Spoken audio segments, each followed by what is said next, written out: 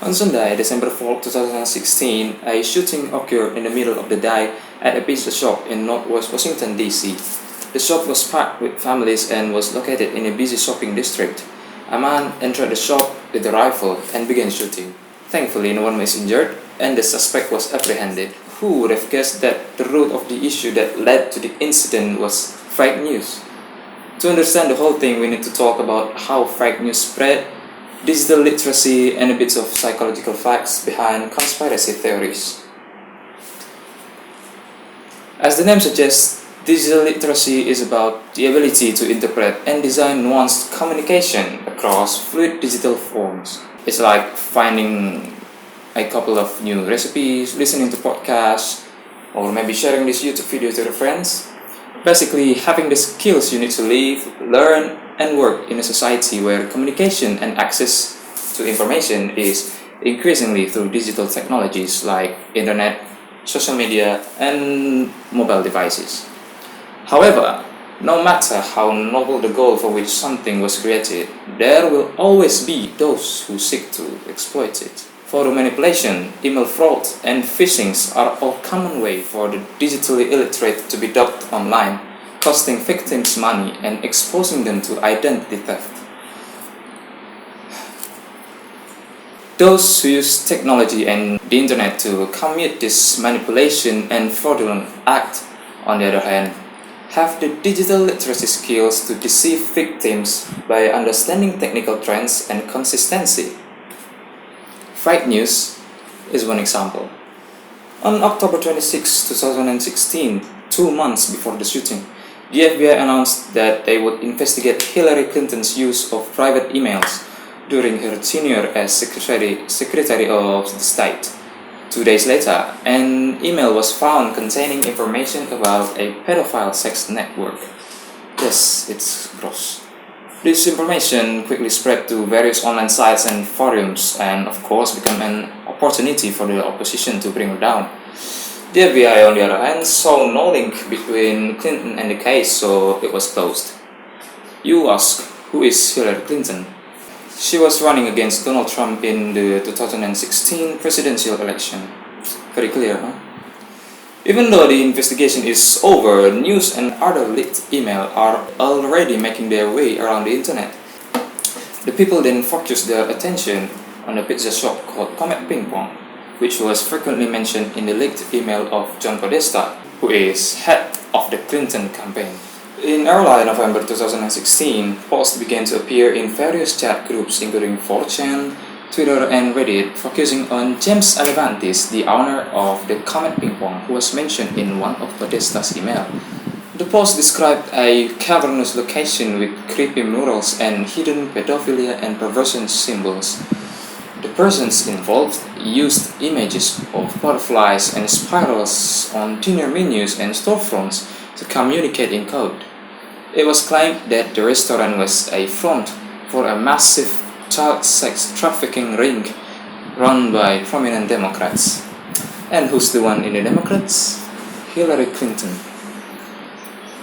The news that was spread by word of mouth, or in this case, tweets, quickly became a serious conspiracy theory.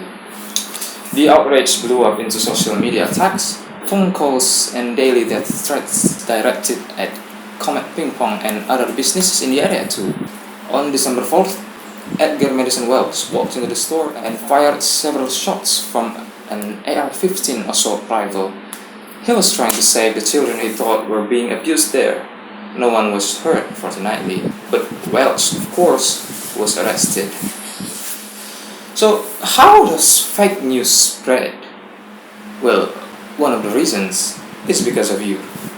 See, as a social media user, you interact with what's in your feed, right? You share, comment, like or dislike something before you really knew it was true or not.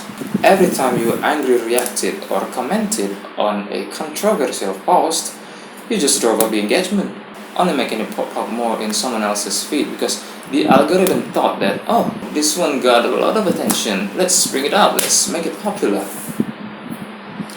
That's why you need to use care before you share. Just like what Christina Nicholson said in one of her talks. We need to be aware of what we're consuming on social media. Is it entertainment, editorial, advertisement? Because when you finally get messed up, you blame the media. But boy, remember, you are the media. Research shows that false news often spreads faster than real news online.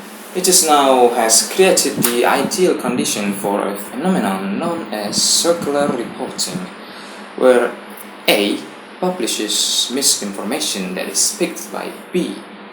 A then cites B as an evidence that the information is accurate. This continues as other news outlets report the misinformation and perpetuate the cycle. Or when multiple publications report on the same piece of false information, which then appears to another author as having been verified by multiple sources, it is also considered as circular reporting. Now, there are some factors that could make people fall for fake news. Number one, people don't want to deliberate over the news accuracy.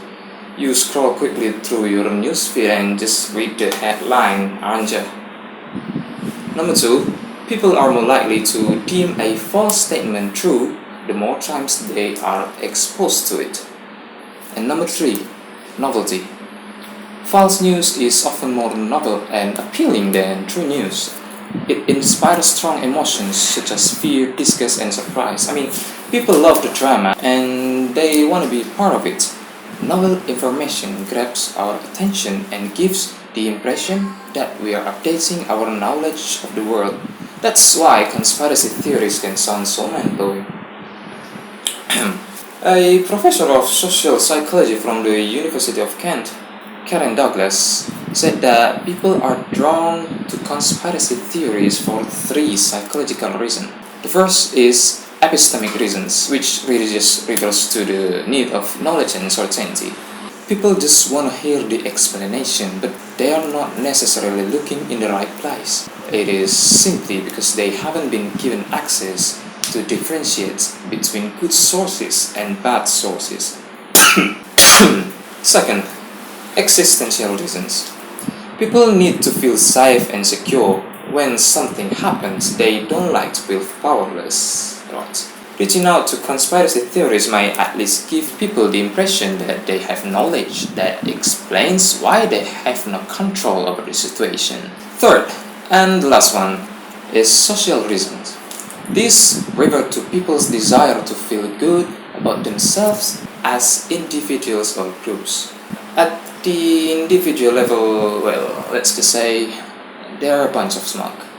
Having the feeling that you're in possession of information that other people don't have can give you a feeling of superiority over them.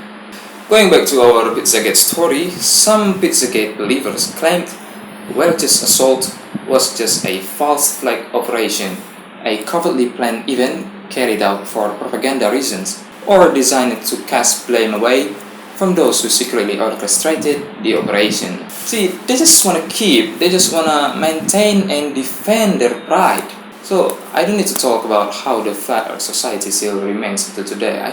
I am not telling you to lower your self-worth. I am telling you to see things from different points of view, to be open to different opinions. Because after all, how can you be so sure of a theory posted by some random guy on Twitter? We should learn that we are vulnerable. When you come home after a long day, for instance, you just want to sit down, you just want to relax, your guard is down. Any information or opinions you may come across just could plant the seed of an idea in your head without you even realizing it. This could be an article on your Instagram, a conversation with a family member or friends, or maybe a YouTube video you watch right now. You also should not trust me implicitly, the same way that no one should trust a single source to get things right. Question any content that provokes strong emotion and makes you go, "What?" And then read news from a wide variety of sources to help you see from different perspectives. Then don't take breaking news as fact, please, because news needs time to develop and reach those who report it. And the last one, beware that fake news can come in many forms, not just from internet. At the end of the day, I hope you find this video interesting, maybe interesting enough to keep your guard down and believe everything that I said. Maybe now you're wondering, was anything in this talk fake news? You'll just have to trust me.